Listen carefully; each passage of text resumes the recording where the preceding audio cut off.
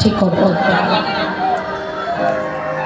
তাই সেই সকল সাধুগুরু বৈষ্ণব আপনারা গৌর প্রিয় কৃষ্ণ প্রিয় ভক্তগণ, আপনাদের সকলের রাঙা চরণতলে এই অধমার রইল শতকোটি প্রণাম।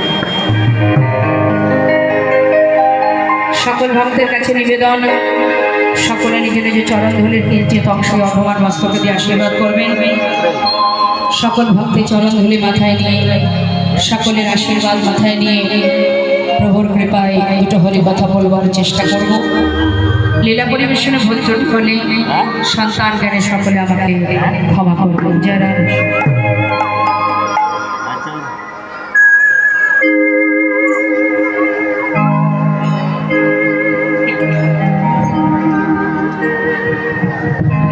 ঠিক আছে, জয় রাধে, হরে কৃষ্ণ।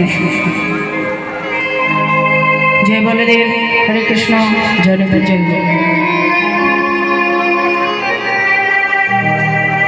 আজ আমাদের আস্বাদনের বিষয় ভক্ত ভগবানের একটি লীলা। সকল ভক্তের কাছে নিবেদন, আহা এই ছোট্ট জায়গার মধ্যে আপনারা সকলে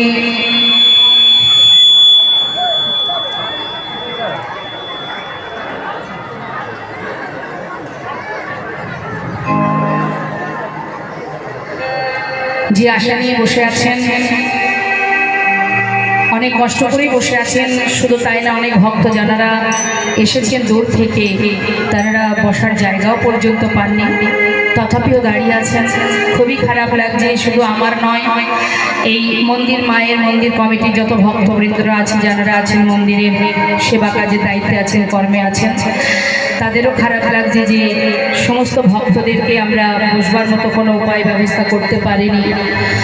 তো সকল ভক্তের কাছে নিবেদন, জায়গা নেই এটা সত্য কথা, কিন্তু কষ্ট করে যখন এসেছেন, মা পরম বৈষ্ণবী তিনিও দেখছেন, এমনকি আমাদের রাধা গোবিন্দ যুগলে আছেন তিনিও দেখছেন।